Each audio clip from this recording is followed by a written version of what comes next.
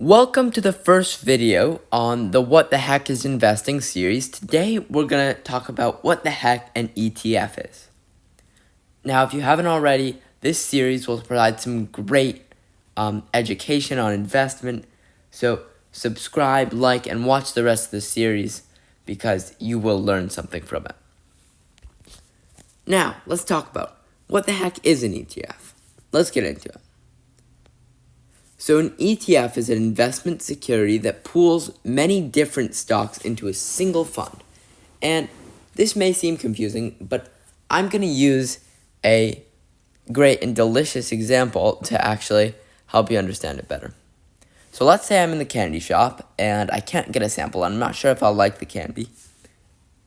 The solution is to, instead of getting one candy, get an assortment of candies so that I'm sure that there will probably be some in there that I like. So we can apply this to stocks. So we might not know a lot about a particular sector, but if we buy a diversity of everything around that sector, curated by professionals, then we know we will have success on at least some of the stocks, and it'll probably grow as a whole, as a sector. So let's get into an example of what this might look like, the ETF. So here's an example. VGT, which is the Vanguard Consumer Technology ETF. It has consumer technology in it, like the name says. So Google, our favorite search engine, Microsoft, our less favorite search engine, but good computer company, and Sony, our headphones. So these are all examples of consumer technology.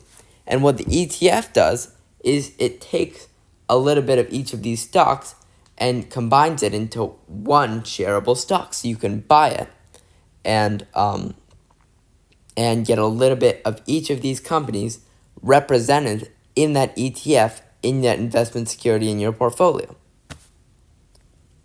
So why are ETFs good? Let's talk about this. First of all, they lower risk. Let's go back to the candy example. They lower the risk that there's a candy that you won't like. So for example, I'll see all these assorted fruit candies that I put an image of. Maybe you don't like the orange in there, but maybe you like the raspberry. But if you only got oranges, then you wouldn't like any of them. So how this applies to stocks is if an individual stock doesn't do so well, you don't lose as much money. So let's say I bought the consumer technology. If Apple suddenly crashes tomorrow, but all the other stocks are doing just fine, my stock portfolio, my ETF is only affected marginally. Whereas if I'd only bought Apple, I would have lost a lot of my money. So I hope that makes sense. Let's move on to the second point. They diversify your investment. So on the flip side of this, ETFs are often a lot more broad. So there's total market ETFs, global ETF, and they expose you to stocks that you wouldn't know about normally. So you might not get a really bad stock, but you might be exposed to good stocks that you didn't know about, that you hadn't researched before, through these ETFs. Now let's move on to our third point. They are expertly created. So a lot of these ETFs are created by people on Wall Street, and they are thoughtfully putting proportions in there. They are geniuses. So very, very smart people create these ETFs. They have a lot of knowledge of the investment market. So the stocks in there are likely to be thoughtfully chosen in their content and proportions. So let's get on to the fourth point. Some of them pay dividends, which is small amounts of money, to pay back to investors. And it's kind of just like a little reward for investing, like interest with a bank. So you might get a little bit of money from investing in the ETF. And the final small point I want to make is these are really good for beginners because they are